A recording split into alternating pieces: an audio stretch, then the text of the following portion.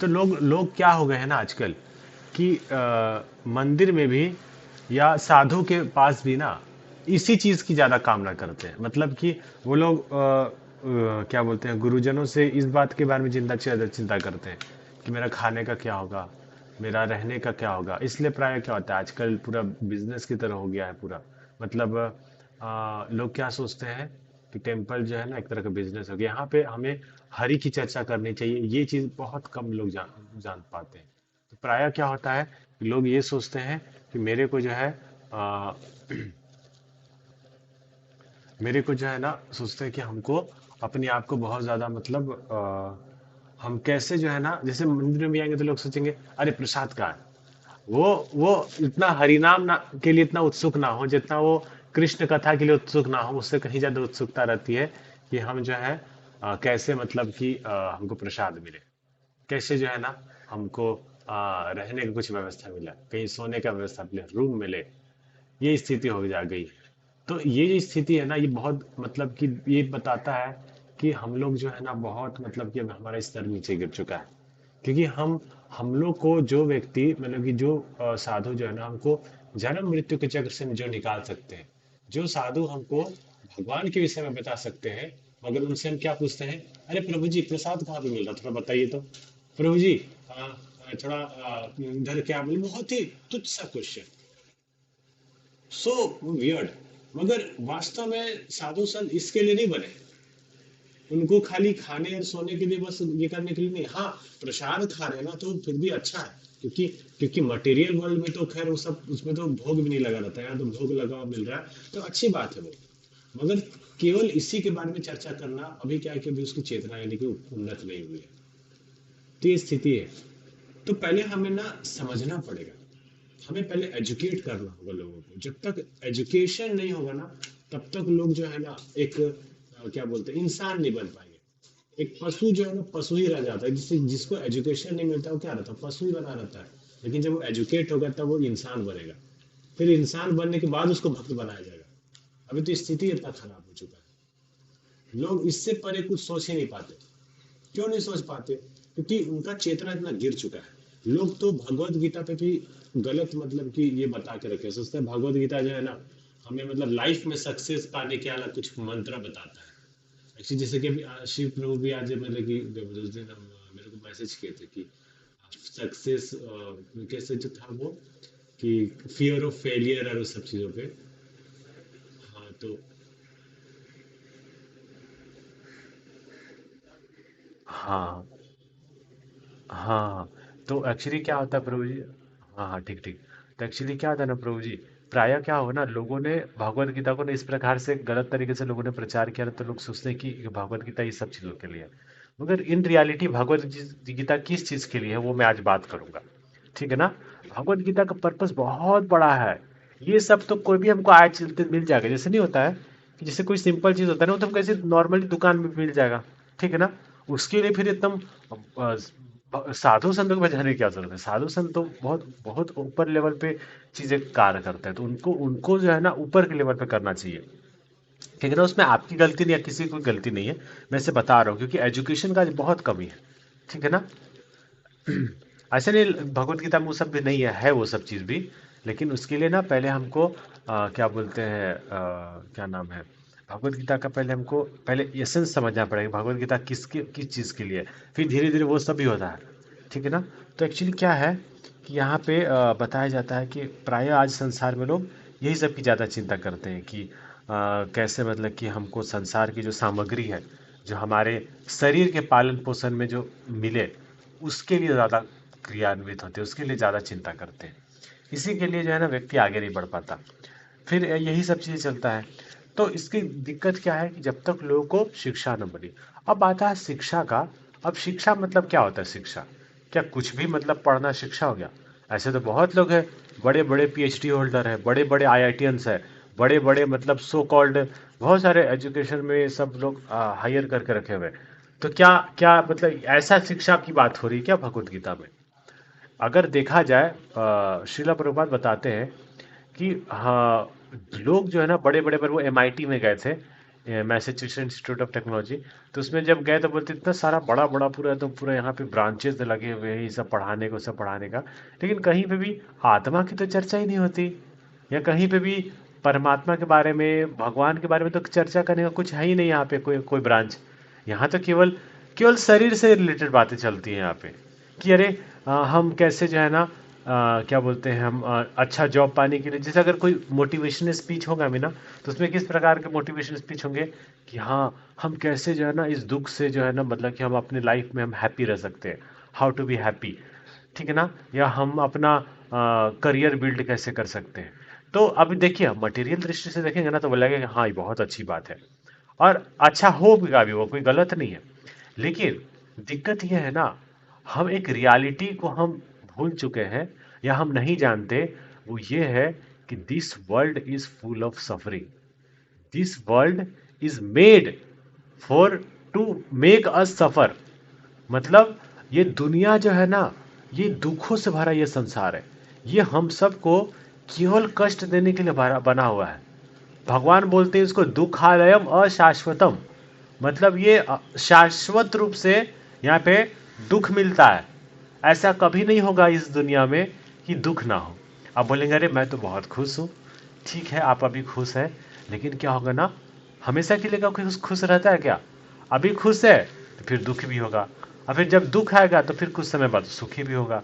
तो ये सुख दुख का सिलसिला चलता रहता है।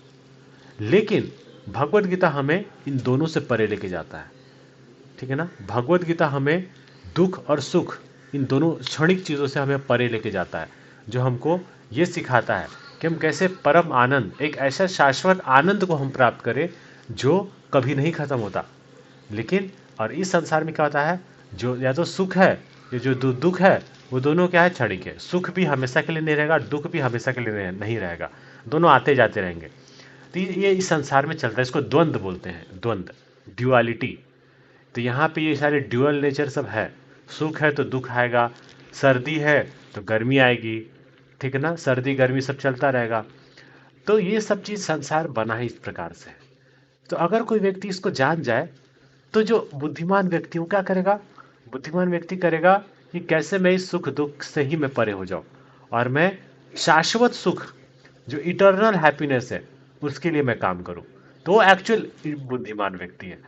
लेकिन जो इसी संसार में जो चाहता है कि नहीं केवल सुख ही आए, दुख ना आए, तो ऐसा हो ही नहीं सकता, क्योंकि सुख दुख आएगा ही आएगा, ये प्रकृति का नियम है। लेकिन जब तक इसको लोगों को ज्ञान नहीं है ना, इसलिए जो है ना भगवत गीता हमें पहले समझना है कि भगवत गीता क्या बताती है वास्तव में। और ये हमें किसी अ, वैष्णव का, अर्थात कोई कृष्ण जो जो जो भगवान कृष्ण का जो भक्त है, क्योंकि भगवत गीता भगवान कृष्ण ने बोला, जो भगवान कृष्ण का जो भक्त है, जो वैष्णव है, उनके ही सानिध्य में रह के हम सीखना सीखना चाहिए, क्योंकि वही बताएंगे एक्चुअली इसका क्या होता है। पहले लोग कैसे सीखते थे कि लोग जो है ना गुरु के मार्गदर्शन में रह के अच्छे से करके सीखते थे, ठीक है ना। लेकिन क्या होता है कि आजकल आजकल ऐसा गुरु ही नहीं है, यही आज परिस्थिति हो गई है। इसके कारण से पूरा जो है ना समस्त जो है ना जगत में अंधकार छाया हुआ है, जिससे लोग पहचान नहीं पा रहे कि क्या करना है। तो इसलिए हमें इस परम तत्व का जो ज्ञान है ना, इसलिए हम लोग इतना प्रयास करें कि ना कोई भी कम से कम एक व्यक्ति या दो व्यक्ति कितने भी हो ना, तीन चार व्यक्ति थोड़ा सुने, पहले जाने कि ये क्या है, कि वरना ये पूरा संसार खत्म हो जाएगा, खत्म हो ही रहा है। जिस दिन इस संसार से लोग धर्म का काम करना बंद कर देंगे, उस दिन से क्या होगा कि पूरा दुनिया जो है ना पूरी तरीके से मतलब लिटरली खत्म होने को ही है। अर्थात यहाँ तो धर्म रहेगा ना कुछ नहीं, लोग आपस में एक दूसरे का खून के प्यासा हो जाएंगे, लोग लिटरली, क्योंकि खाने का भी कुछ चीज़ नहीं होगा। आज तो लोग किस प्रकार से भाग रहे हैं पैसों के लिए, उस वक्त लोग भागेंगे खाने के लिए, खाने का कहीं कुछ नहीं रहेगा। जॉब भी करके क्या करेंगे, क्योंकि पैसा ही नहीं होगा, अब पैसा हो भी तो खाने की वस्तु ही नहीं होगी। तो इस प्रकार से पूरा संसार जो है ना एकदम अविद्या से ग्रसित होके पूरा एकदम पूरा बर्बाद ही हो जाएगा। तो हम सब प्रयास करें कि अगर एक सोल, दो सोल, तीन सोल, चार सोल, हजार सोल, जितना भी सोल को बचाया जा सके, कितने भी आत्माओं को अगर हम बचा सकते हैं तो हम बचाने का प्रयास कर रहे हैं, ये हमारा कर्तव्य है। इसलिए हम जो है ना भगवत गीता मतलब इस तरह से प्रीचिंग कर रहे हैं, ताकि जो है ना लोग, कुछ लोग बचे, मतलब कुछ जो जो लोग योग्य लोग जो बचना चाहिए, वरना फिर तो खत्म हो जाएगा। हमारा उद्देश्य तो है कि सब कोई बचे, लेकिन सब नहीं आ पाते, दिक्कत ये है। तो जितने लोग आ रहे हैं कर रहे हैं, तो उनको हम प्रयास करें कि वो लोग थोड़ा चीज़ों को जाने, और ना है ना भगवत गीता के जो मर्म है उसको लोगों को बताए कि क्या है वास्तविक भगवत गीता। भगवत गीता कोई ऐसा नहीं कि कोई बोलते रहे ये जो है ना कोई मोटिवेशनल स्पीकर है, मतलब मोटिवेशन का बात करता है। ठीक है, मोटिवेशन भी है, मगर मोटिवेशन भी किसको? भक्तों के लिए मोटिवेशन। और किस चीज़ के लिए मोटिवेशन? ताकि वो भक्ति में आगे बढ़े, इस चीज़ के लिए। न कि संसार में हम कैसे आगे बढ़े, संसार में हम कैसे क्या कुछ करें, उसके लिए नहीं है ये। ठीक है, तो ये हमें समझना पड़ेगा, तो वो भक्तों के द्वारा ही हम समझ सकते हैं। तो क्या होता है, ये जो भगवत गीता है, ये कोई साधारण कोई ग्रंथ नहीं है, इसको भगवान के द्वारा बोला गया है। अब कुछ लोग सोच सकते हैं, अरे भगवान ने जो ज्ञान दिया, और या तो इस संसार में जो लोग ज्ञान देते हैं वो लगता है मतलब वो भी एक ही तरह है। जैसे अभी भगवान ने जिस प्रकार से ज्ञान दिया ना, वो बिल्कुल वैसे जैसे इस संसार में लोग अपना ज्ञान देते हैं, जबकि ऐसा नहीं है। इस संसार में जो लोग ज्ञान देते हैं ना, वो क्या होता है, चार दोषों से पूर्ण होता है। मतलब आज संसार में हम सब जो है ना, जो हम लोग क्या होता है कि हम लोग का जो चीज़ें हैं, हम लोग त्रुटि करते हैं। Humans can do mistake, can do क्या, मस्ट डू मिस्टेक। हमारे अंदर गलती करने की क्षमता है ही, तो हम लोग गलतियां करते हैं। वह अज्ञान के अंधकार से आच्छादित है। मतलब यहाँ बता रहे सामान्य मनुष्य, हम दो छोटे नेत्रों पर गर्वित रहते हैं और अभिमान पूर्वक उनसे प्रत्येक वस्तु को देखने के लिए सदैव उत्साहित रहते हैं। तो यहाँ पे क्या होता है कि हम जो है ना अपनी इस दो छोटे आँखों से ना, जो पूरा लोग जो है ना तो पूरा गर्व में रहते रहे, हमको तो सब पता, हम जो आँख से देखते हैं वही होता है, जो आँख से नहीं दिखता मतलब नहीं होता है। तो क्या करते हैं, हमेशा एकदम अभिमान में रहते हैं। आजकल भी क्या होता है, लोग बहुत उनके अंदर घमंड होता है, पता नहीं किस चीज़ का, मगर होता बहुत घमंड है। किंतु हम यह नहीं जानते कि इस क्षण हम जो भी देख रहे हैं वो अज्ञान के अंधकार से आच्छादित है। मतलब कितना बड़ा बात बता रहे हैं। हम आसपास जो भी चीज़ें देखते हैं ना, वो वास्तव में एक अज्ञान है उसके पीछे। जैसे कि मान लिया हम, जैसे हम जैसे खुद की बात, जैसे वो कोई बोलता है मैं रांची से हूँ बोल रहा है, ठीक है ना। अब प्राय नॉर्मली लोग बोलेंगे हाँ सही तो बोल रहा है, क्या गलत है। लेकिन इसमें एक अज्ञान है। क्या अज्ञान है? वो मैं किसको बोल रहा है? अपने शरीर को बोल रहा है। और शरीर का पहचान किससे कर रहा है? इस जमीन से, जो भी जमीन का नाम भी इंसानों ने ही दिया है, राइट। तो इस प्रकार से क्या होता है, वो जो बोला वो क्या है, गलत बात बोला। क्यों? क्योंकि वो अपने शरीर के विषय में बात कर रहा है, और वास्तव में हम तो शरीर है नहीं, हम तो आत्मा है। तो क्या होता है कि प्रायः हमको इस संसार में ना हर चीज़ शूडो, मतलब कि ऐसा लगता है कि सब सच सच सच सच दिखता है, लेकिन वास्तव में सच होता नहीं है। यही मतलब कि माया है, शक्ति है। यहाँ पे हर चीज़ गलत हो रहा है, लेकिन देखने में क्या लगेगा, सब सही हो रहा है। ये स्थिति है। तो क्या होता है, हम जो भी देख रहे हैं उसमें एक ना कुछ अज्ञान है। हम वास्तव में, हम तो आत्मा है, हम तो भगवान के अंश है। ये कोई नहीं बताता।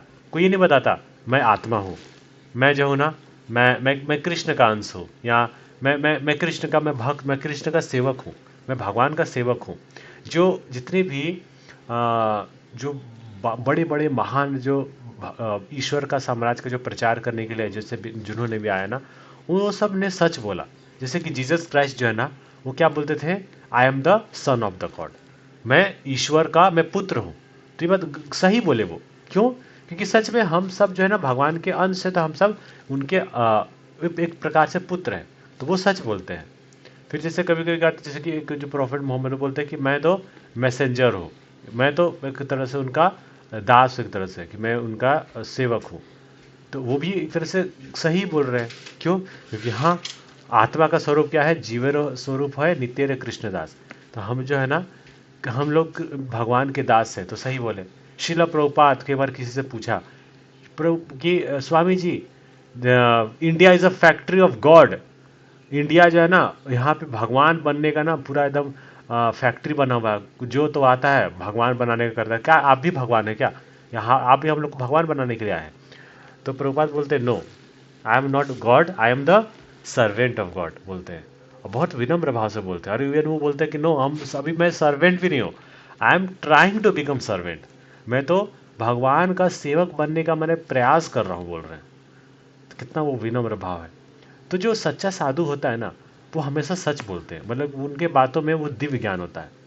लेकिन लेकिन जो व्यक्ति अज्ञान के अंधकार से आच्छादित है, वो हमेशा अनाप शनाप ही बोलेगा। ये स्थिति है। तो वास्तव में भगवत गीता हमें बताता है कि वो एक्चुअल ज्ञान क्या है, रियलिटी क्या है, सच्चा जो चीज, जो हम परम चीज है वो क्या है, वो भगवत गीता हमें बताता है। तो क्या होता है कि इस संसार में क्या होता है, लोग के जो है ना अज्ञान से आच्छादित ये नहीं देख पाते। अतः उसे या तो हम गलत देख रहे हैं या आंशिक रूप से देख पा रहे हैं। तो पराये लोग गलत ही देख पाते हैं उसको, और कुछ ना कुछ आंशिक रूप से थोड़ा बहुत सच भी देख लेते हैं। यह तथ्य नहीं है कि हम प्रत्येक वस्तु को उसके सही रूप में मात्र अपनी नेत्र शक्ति लगाकर देख सकते हैं। तो क्या होता है, अब ऐसा तो नहीं है कि जैसे हमको आत्मा को देखना है तो हम डायरेक्ट इसे टेलीस्कोप लगा के देखें या हम माइक्रोस्कोप लगा के देखें, तो ऐसे हम नहीं देख सकते।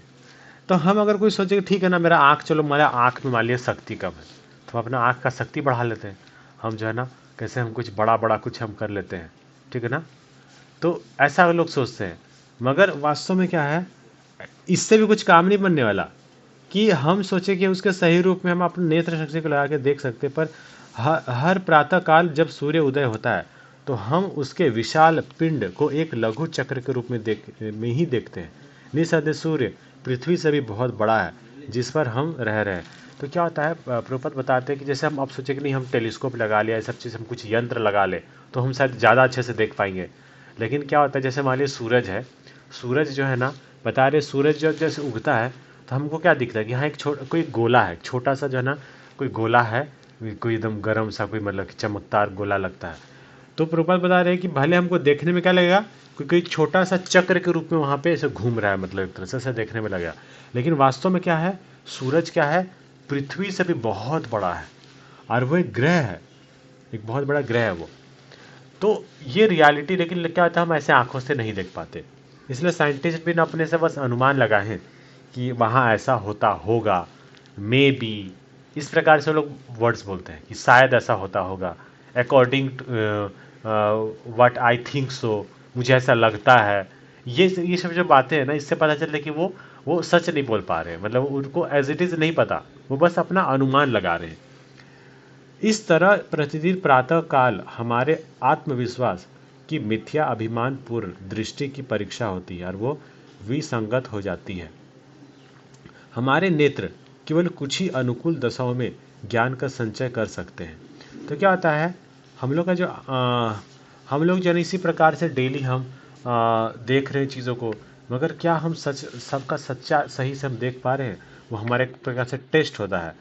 हमारे नेत्र क्या है, कुछ अनुकूल दशाओं में ज्ञान का संचय कर सकते हैं। हम न तो उन वस्तु को देख सकते जो हमसे बहुत दूर है, न ही हम अंधकार को छीन भिन्न कर सकते हैं या अपने अति निकट की वस्तु को देख पाते हैं, जैसे कि हमारे अपनी ही पलके। इस तरह भौतिक प्रकृति द्वारा उत्पन्न कतिपय अनुकूल परिस्थिति में ही हम अपने नेत्रों पर गर्व रह सकते हैं। तो क्या होता है कि भले व्यक्ति सोचे कि हम जो है ना बहुत मतलब कि सब कुछ जानते हैं, लेकिन यहाँ प्रभुपाद बता रहे हैं कि ऐसा नहीं है। हमारे यहाँ जो है ना, हम हमेशा अज्ञान से ग्रसित हैं। हम लोग ना, अब तो हम लोग अपने आँखों का पलक भी हम तो नहीं देख पाते। हम तो अगर मान लिया अंधकार हो जाए, लाइट चली जाए, तो हम तो कुछ भी नहीं देख पाएंगे। फिर क्या शक्ति फिर हमारे आँख की, आँख की भी जो शक्ति आ रही है वो कैसे, वहाँ पे कुछ लाइट है, फिर वो जो पूरा रिफ्लेक्ट करके जब हमारी आँखों में आ रहा है तब उसको देख पा रहे हैं। लेकिन उसमें भी सब कुछ नहीं देख पा रहे हैं, कुछ ही चीज़ें देख पा रहे हैं। ये भी स्थिति है। जैसे हम आप बोलेंगे कि अपना सर के पीछे हम क्या देख पाते हैं, सर के पीछे तो नहीं देख पाएंगे, केवल आगे भी देख पाएंगे, और उसमें भी जिसको हम फोकस किए वही देख पाएंगे। तो हमारे जितने भी चीज़ें हैं ना, इंद्रियां हैं, इसमें कमी है, ये रियलिटी है।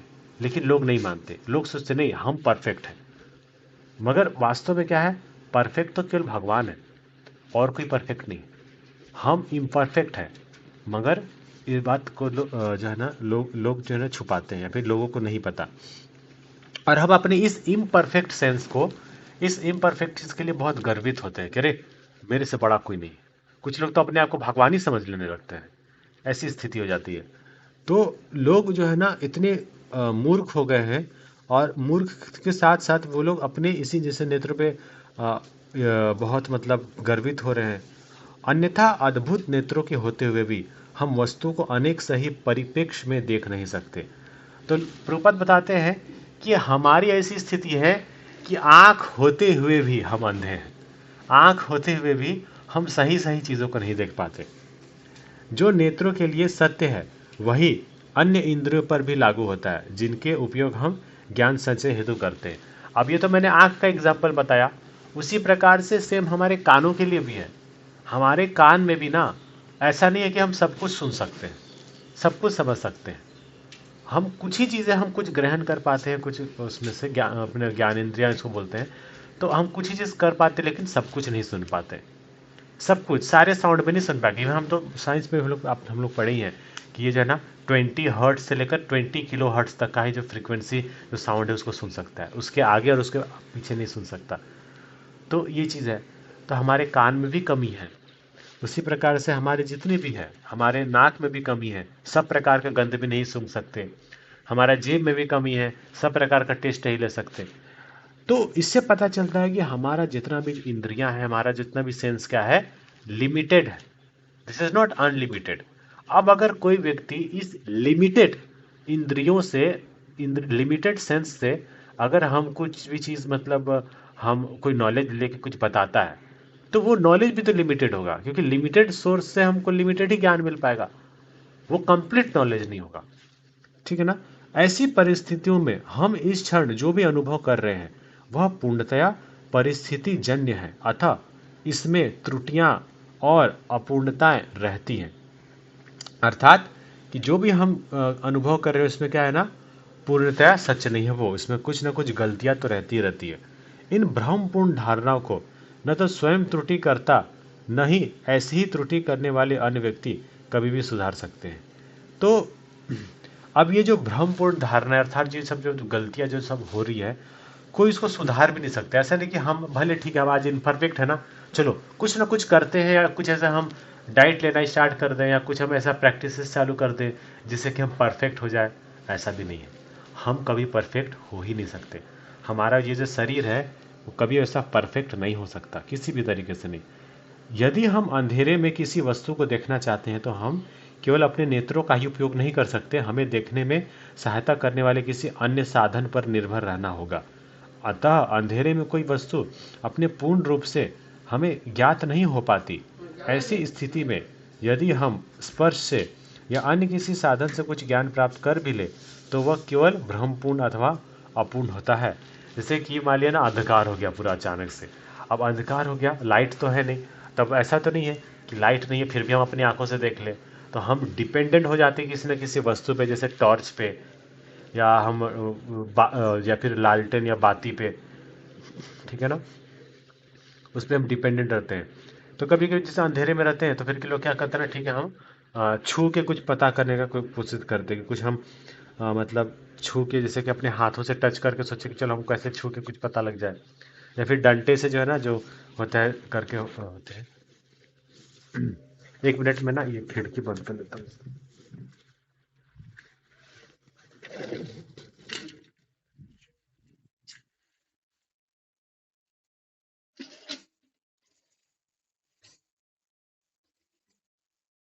हरे कृष्णा। सॉरी वो थोड़ा तो क्या होता है कि ऐसा तो नहीं है कि अगर कोई अंधकार में अगर कोई मान ले चीज़ों को छुएगा, तो छूने से अगर सोचे कि हाँ छू के बोले कि हम चीज़ों को पता चल पा रहे हैं, तो वो तो और भी नहीं चीज़ों को समझ पाएगा। वो भले ही आंखों से कुछ देख भी ले तो थोड़ा ज़्यादा पता कर, लेकिन छू के तो उसको और कम पता चलेगा।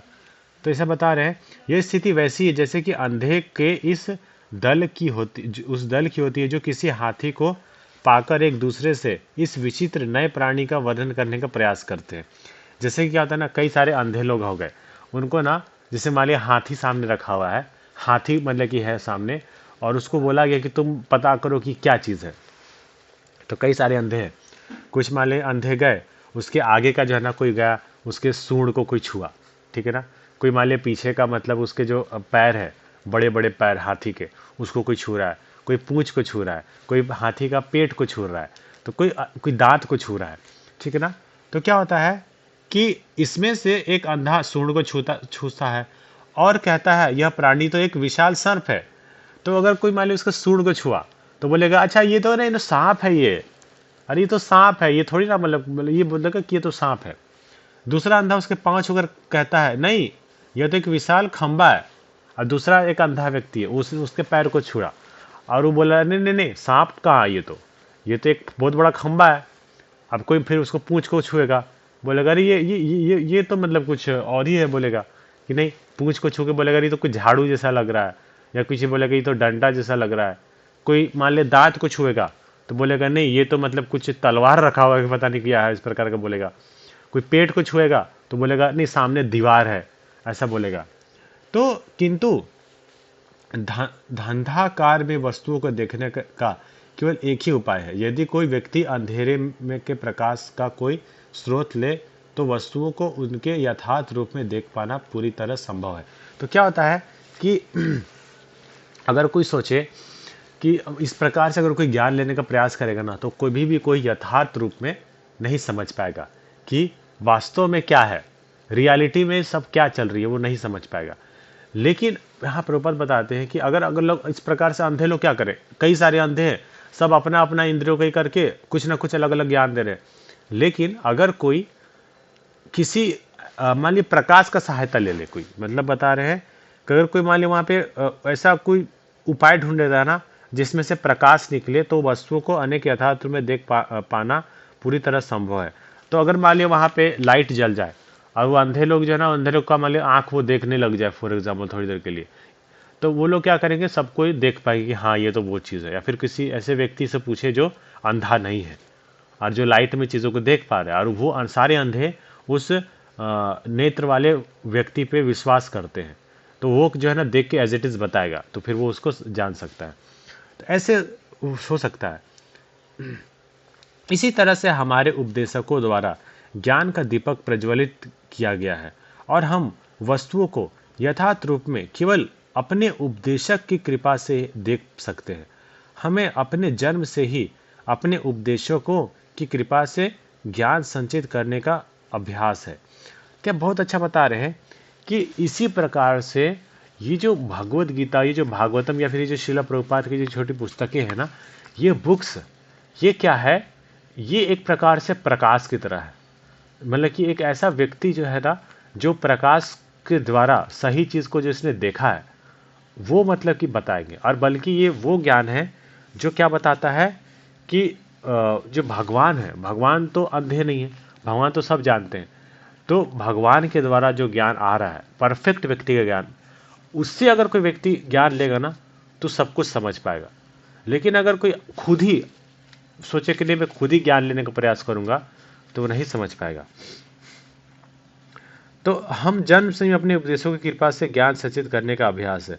ये उपदेश चाहे पिता हो, माता हो या कि शिक्षक, हम ऐसे उपदेशकों की सहायता से प्रगतिशील ज्ञान के मार्ग पर अग्रसर हो सकते हैं, जिनमें हम विनय पूर्वक श्रवण करके अनुभव एकत्र करते हैं।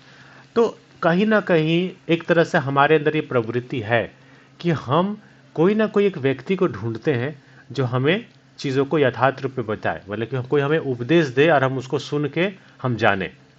होता ही जैसे कि यहाँ बता रहे, कोई जैसे माता पिता हो गए या टीचर हो गए, इस प्रकार से कोई ना कोई हम लोग को सिखाते हैं तो हम जानते हैं। जैसे मान लिया बोला गया कि जो है ना ये जो है ना, वो बोला गया कि ये जो है ना पेंसिल है, ठीक है ना, या फिर ये कुर्सी है, तो अपने आप तो नहीं जाना, लेकिन जब वो सुना कि हाँ ये कुर्सी है, तब वो बोला कि हाँ ये कुर्सी है, ठीक है ना। उसी प्रकार से कोई जैसे बोला कि हाँ ये पेड़ है, तो जब उसने सुना, देखा कि वो बोल रहा है सच उस पर, और उसको विश्वास भी, ये जो बोलेगा सही बोलेगा, उस पर विश्वास है, और विश्वास करके उसको सुना कि हाँ ये पेड़ है, तो फिर मान लिया हाँ ये पेड़ है। तो ऐसा होता है। तो उसी प्रकार से फिर अभी हम आगे आएंगे कि हम लोग का ये प्रगति है कि हम सुन के चीज़ों को सीखते हैं। एक बच्चा भी सुन कर ही बोलना सीखता है। वो ऐसा नहीं होता अपने आप उसको सपने में दिखता है कि अरे तुम आज ऐसा बोलो, अपने आप कोई नहीं सीखता, वो कहीं ना कहीं लोगों से सुन के ही चीज़ों को सीखता है। हम अपने उपदेशों की कृपा पर ही ज्ञान के पद पर अग्रसर होते हैं। वर्णमाला सीखने से लेकर विश्वविद्यालय स्तर तक यदि हम और भी आगे चलकर दिव्य ज्ञान प्राप्त करना चाहते हैं तो सर्वप्रथम हमें योग्य दिव्य उपदेशक ढूंढना चाहिए। तो यह बता रहे हैं कि हम बचपन से ही ज्ञान लेने के लिए क्या हुए हैं, हम लोग आश्रित हैं कोई ना कोई टीचर पर। चाहे बचपन से हम वर्णमाला अर्थात क ख ग घ भी सीखना हो, ABCD सीखना हो, तो भी हमको कोई ना कोई टीचर की आवश्यकता होती है। उसी प्रकार से अगर कोई बड़े बड़े विश्वविद्यालय में चले जाए, जो यूनिवर्सिटीज़ में चले जाए, तो वहाँ पे भी सीखने के लिए क्या होता है, एक टीचर की ज़रूरत होती है। तो ये स्थिति है। तो सर्वप्रथम हमें दिव्य उपदेशक ढूंढना चाहिए। तो हमें ऐसे एक ऐसा दिव्य जो उपदेश देने वाला हमें ढूंढना चाहिए, जो हमें उपदेश दे, जो हमें सिखाए, तो ही हम ज्ञान ले पाएंगे। हम खुद से ज्ञान नहीं ले सकते। जो हमारे मार्गदर्शन कर सके। हम अपने स्कूलों तथा कॉलेजों में शिक्षा के द्वारा जो ज्ञान संचित करते हैं, वो हमें वर्तमान जीवन काल में किसी एक विशेष विषय के अध्ययन में थोड़े समय के लिए सहायता कर सकता है, किंतु यह शिक्षा उस दिव्य ज्ञान की हमारी सनातन आवश्यकता को पूरा नहीं कर सकती, जिसके लिए हम जन्म जन्मांतर दिन प्रतिदिन घंटा प्रति घंटा ललायित रहते हैं।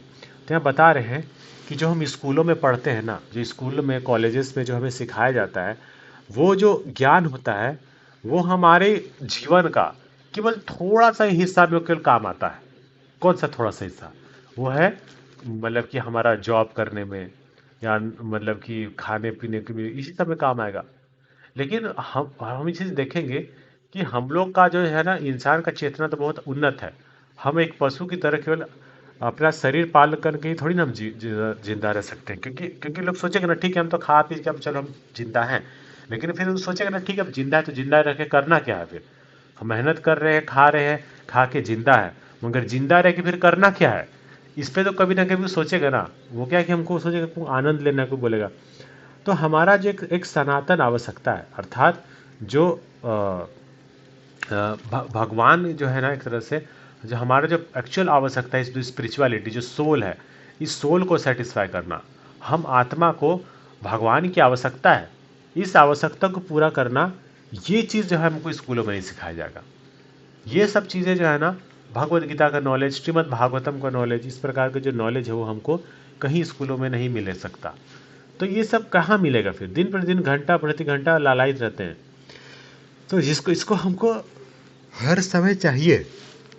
ये जो हमको हमारा आवश्यकता है, परम आनंद, जिसको मैं शुरू में बात कर रहा था, जो सुख दुख से परे जो वास्तविक आनंद है, इसको लोगों को चाहिए। इसी तो आनंद को ढूंढने के लिए लोग क्या करते हैं? कॉमेडी वीडियोस देखते हैं, या सर्कस में चले जाते हैं, या मूवीज़ देखते हैं, वेब सीरीज़ देखते हैं, या कई प्रकार, या फिर लोग शराब नशा ये सब चीज़ करते हैं। क्यों?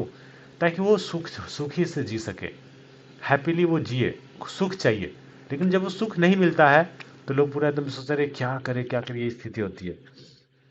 तो हमारा ये जन्म जन्मांतर से हर समय हम इसको ढूंढ रहे हैं वो चीज़ को। तो वो क्या है वो चीज़, वो हम देखेंगे। किसी विषय में सफलता पाने के लिए आवश्यक है कि उस विषय के अध्यापक से संबंधित स्थापित किया जाए और उस विशेष दशा में अनुकूल रीति से कार्य किया जाए। किसी शैक्षिक विश्वविद्यालय में रहकर उपाधि प्राप्त करने के लिए हमें सर्वप्रथम उस संस्थान से संबंध स्थापित करना होता है। वहाँ पर हम अपने शिक्षकों के निर्देशों का पालन करना होता है और उनके निर्देशानुसार कार्य करना होता है। वांछित सफलता पाने के लिए यह अति आवश्यक है। इसी तरह यदि हम नित्य जीवन के सिद्धांतों को जानने के लिए वास्तव में लालायित है और वस्तुओं को सही परिप्रेक्ष्य में देखना चाहते हैं, तो हमें ऐसे उपदेशक से संबंध स्थापित करने की आवश्यकता होती है जो यथार्थ रूप में हमारी आंखें खोल सके और अज्ञान के चंगुल से हमें बचा सके। गुरु का आश्रय लेने का कि यही विधि शाश्वत यथार्थ है। कोई भी इस शाश्वत नियम का उल्लंघन नहीं कर सकता। तो यहाँ पे बता रहे गुरु के विषय में कि अगर हमें सच में इस परम चीज़ के बारे में भी सीखना है तो हमें गुरु चाहिए जो हमें मार्गदर्शन करे। ठीक है ना? तो इस प्रकार से हम चीज़ों को सीखेंगे। फिर आगे आता है दीक्षा की प्रक्रिया उस तिथि से आरंभ होती है जब हम गुरु के साथ अपना दिव्य संबंध स्थापित कर लेते हैं। उपनिषदों तथा संबंध शास्त्रों का उपदेश है कि व्यक्ति को चाहिए कि अत्यंत आदर पूर्वक उन गुरु के चरणों का आश्रय ले जो सभी शास्त्रों में पारंगत हो तथा जिन्होंने दिव्य ज्ञान में सिद्धि प्राप्त कर ली हो। दिव्य ज्ञान में सिद्धि प्राप्त करने के लिए मनुष्य को गुरु शिष्य परंपरा को, जो एक आध्यात्मिक परंपरा है, अनुशीलन एवं अभ्यास के साथ स्वीकार करना चाहिए तथा उसमें शिक्षा प्राप्त करनी चाहिए। प्रायः विभिन्न आध्यात्मिक संघों या समुदायों के व्यावसायिक अध्यक्षों में इस आध्यात्मिक पूर्णता का स्तर अभाव रहता है, अतः उनमें आध्यात्मिक गुरु बनने की योग्यता नहीं होती। तो बता रहे हैं गुरु के विषय में कि जब हम कोई व्यक्ति गुरु को अपना लेता है, जैसे क्या होता है, हमें दीक्षा बता रहे हैं।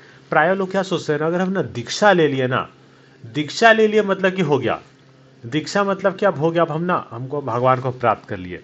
जबकि ऐसा नहीं है। दीक्षा तो मतलब शुरुआत है।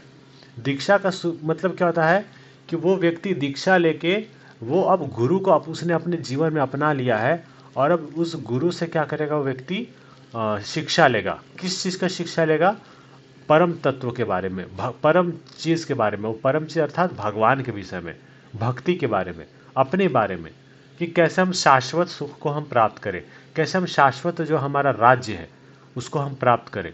इसके लिए वो जिज्ञासा करेगा, और सबमिसिवली मतलब कि तद विधि प्रणिपात, मतलब कि एकदम विनम्रता हो कि वो पूछेगा। ऐसा नहीं कि चैलेंज करेगा गुरु को कि देखते हैं कि गुरु को कितना आता है, इस प्रकार से नहीं। वो गुरु से कैसे सीखेगा? एक विनम्रता से, उनकी सेवा करके, उनसे आदर पूर्वक उनसे पूछता है, और गुरु उनको उपदेश देते हैं।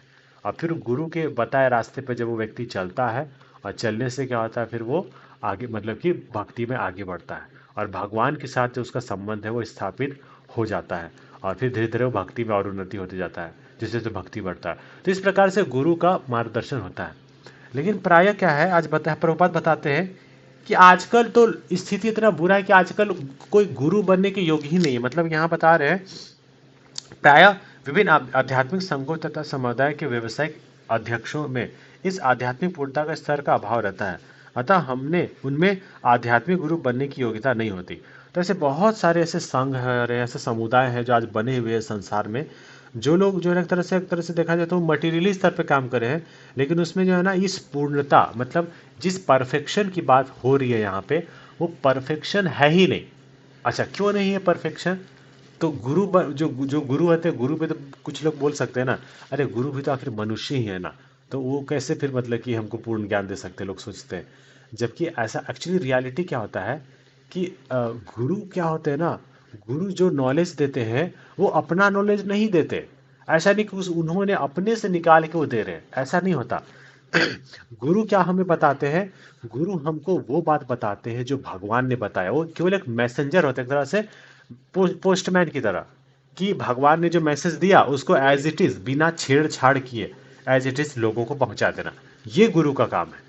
अगर बोले कि नहीं अब से हमको ना ये सही नहीं लग रहा, इसको हटाओ, चलो ये यार ये लाइन कैसे बोल दिया भगवान ने, ऐसा थोड़ी ना होता है। इसको काटो, इसके जगह में ये लिखो, ऐसे करो, एडिट करके उसको पूरा बदल दिया, अपने अपने बुद्धि से कर दिया, और फिर ज्ञान देने लग जाए, तो वो गुरु नहीं है, वो धूर्त है, वो चोर है वो। क्योंकि वो छेड़छाड़ कर रहा है, भगवान की वाणी में छेड़छाड़ कर रहा है, तो वो गुरु नहीं हो सकता। ठीक है ना? तो गुरु कौन होगा? गुरु वो है जो भगवान की बातों को यथार्थ रूप में समझाए। जैसा भगवान ने हम सबको समझाया है, मतलब भगवान जो जो ज्ञान दिए हैं, उस ज्ञान को वास्तविक जो स्वरूप क्या है उसको एज इट इज समझाए, वो वास्तव में गुरु है। मतलब कि वो जो भी बताते हैं अपना कुछ नहीं बताते, वो परंपरा में जो जो चीज़ उन्होंने अपने गुरु से सीखा, फिर उनके गुरु उसके अपने गुरु से सीखते हैं। इस प्रकार से परंपरा होती है, और उस परंपरा से, वो परंपरा भी शुरू कहाँ से होती है? भगवान से शुरू होती है। तो वो जो भगवान से जब वो परंपरा शुरू होती है, तो फिर वो शुरू होकर क्या होता है, फिर परंपरा में फिर जब वो आगे बढ़ती है, आगे बढ़ के फिर वो गुरु से सीखता है कि हाँ ये पर्टिकुलर मतलब कि नॉलेज वो सीखता है, भगवान का नॉलेज सीखता है। और भगवान का नॉलेज सीख के फिर वो फिर अपना जीवन में आगे बढ़ता है। लेकिन गुरु अगर छेड़छाड़ करेगा तो फिर वो पूर्ण नहीं है, क्योंकि पूर्ण तो कोई नहीं है। लेकिन हाँ, भगवान क्या करते हैं ना, जो जो गुरु होते हैं ना, जो आध्यात्मिक गुरु जो इस जगत का नहीं भगवान के साम्राज्य से आते हैं, वो लोग को ना भगवान शक्ति प्रदान करते हैं।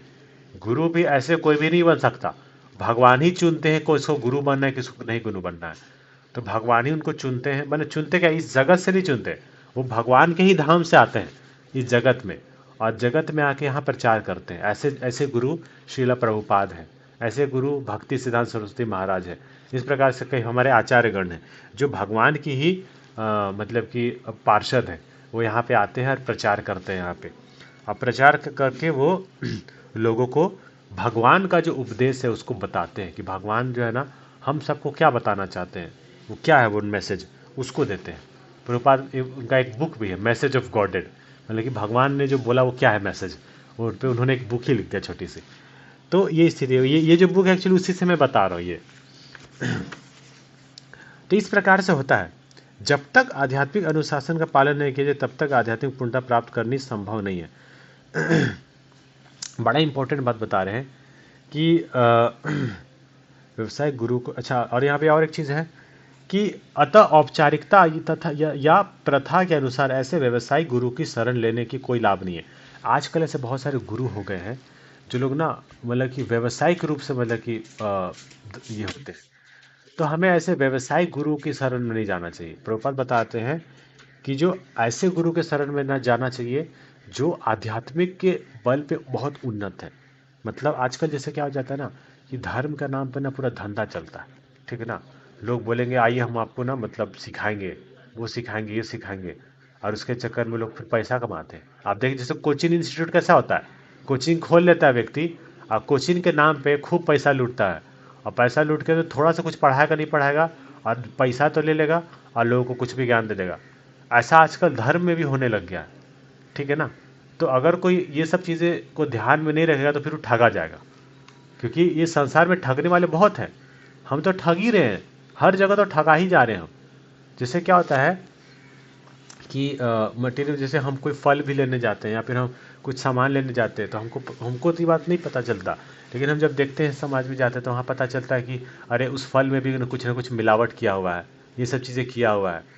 तो वो तो नहीं जान पाता, लेकिन उसको तो लगा कि हाँ सब सही मिल रहा है, एज इट इज जाकर कर लिया। लेकिन पहले हमें गुरु को भी हमको पहले देखना पड़ेगा कौन गुरु है। कोई भी ऐसे गुरु नहीं बन सकता, ऐसा नहीं कि कोई भी मतलब हाँ मतलब गेरुआ वस्त्र पहन लिए, धोती कुर्ता पहन लिए, या ऐसे तिलक लगा लिए, कंठी माला पहन लिए तो मतलब वो गुरु हो गए, ऐसा नहीं होता। प्रभुपाद बताते हैं ऐसे जो व्यवसायिक लोग होते हैं ना, अतः जो औपचारिक तथा प्रथा के अनुसार ऐसे व्यवसायिक गुरुओं की शरण लेने से कोई लाभ नहीं है। मतलब कोई मतलब कि ऐसे प्रथा के अनुसार कुछ भी गुरु चल रहे हैं, कह रहे हाँ वो थे तो हम भी बन गए, ऐसा करके ऐसे गुरु नहीं बनते, ठीक है ना। कुछ लोग क्या कर, मैं आपको बहुत ही एक बहुत हार्श वर्ड में आपको बताता हूँ जो ना जो हमारे आचार्यगण बताते हैं, हमारे आचार्यों ने बताया है कि जो गुरु, ठीक है ना, आप लोग ध्यान से सुनिए, जो गुरु अपने शिष्य से सेवा और धन की कामना रखता है वो गुरु नहीं हो सकता। आप सोच रहे हैं, अगर कोई बोले कि नहीं ठीक है हम मतलब कि हम जो है ना उससे हम खूब जाता है ना, हमको ये सब चाहिए, इसके लिए वो मतलब कर रहा हूँ उद्देश्य, तो फिर वो गुरु नहीं। आप बोलेंगे अरे मैं इतना बड़ा बात कहाँ से बोल दिया, मैं आपको रेफरेंस भी दूंगा। जो है ना हमारे जो आचार्य सठ गोस्वामी हैं, उन्होंने ये सब चीज़ें बताई, उन्होंने बहुत अच्छा पहले गुरु तत्व को उन्होंने पूरा अच्छे से बताया है। गुरु कौन हो सकता है, गुरु नहीं हो सकता, ये बात प्रभुपाद ने ही बताया है। आप प्रभुपाद के बुक्स पढ़ेंगे ना, यहाँ पे एक भक्ति रसामृत सिंधु करके बुक आता है, फिर एक उपदेशामृत नामक एक बुक, मैं आपको बुक का नाम बता दिया, ठीक है ना। इंग्लिश में इसका नाम है नेक्टर ऑफ इंस्ट्रक्शन और नेक्टर ऑफ डिवोशन, ये दो बुक्स है। इसमें पूरा वर्णन है गुरु की योग्यता। आजकल लोग शिष्य की योग्यता तो बात करते हैं कि शिष्य को ऐसा करना चाहिए, तुमको ऐसा सेवा करना चाहिए, तुमको ये करना चाहिए, तुमको वो करना चाहिए, तुमको टाइम पे आना चाहिए, तुमको ये करना चाहिए। लोग शिष्य पे तो खूब करते हैं, लेकिन कभी कोई गुरु पे कोई क्वेश्चन करता है कि गुरु की क्या योग्यता होनी चाहिए, और लोग अंधे की तरह बस फॉलो करते हैं। तो गुरु की क्या योग्यता है वो हमें प्रभुपाद बताते हैं, ठीक है ना। तो प्रभुपाद बताते हैं कि ऐसे गुरु के शरण में जाने से कोई फायदा नहीं है जो व्यवसायिक के रूप में मतलब कि ये सब कर रहे हैं।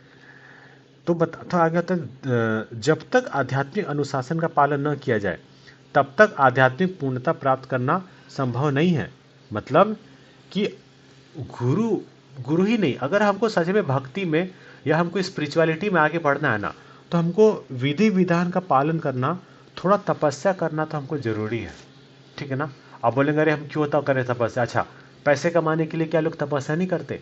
लोग सुबह सुबह जल्दी उठ जाते हैं, उठ के जाते हैं जॉब करने के लिए, लेकिन वही जगह मान लिया मंगल आरती में भी जैसे सुबह जल्दी उठ के मान लिया भगवान का नाम लेना, उसमें उसमें जो लोग का मतलब होता है अरे हम ऐसा नहीं कर सकते, वो लोग बोलते रहे गीता भी हम काहे पढ़े, गीता पढ़ने के लिए कितना नियम है, साफ रहना पड़ेगा, ये करना पड़ेगा, वो रहना कर पड़ेगा। तो अगर हम अपना लें तो क्या दिक्कत है, क्योंकि इसका क्यों होता है ऐसा, क्योंकि लोग अभी गीता का इंपॉर्टेंस नहीं जानते। वो बोलते रहे हाँ ठीक है ना, ऐसा कर लेंगे कभी समय मिलेगा तो, लेकिन जब पैसों की बात होगी तो क्यों फिर सब कुछ करने लग जाते हैं। पैसों के लिए तो वो सब कुछ मतलब सारा करेंगे।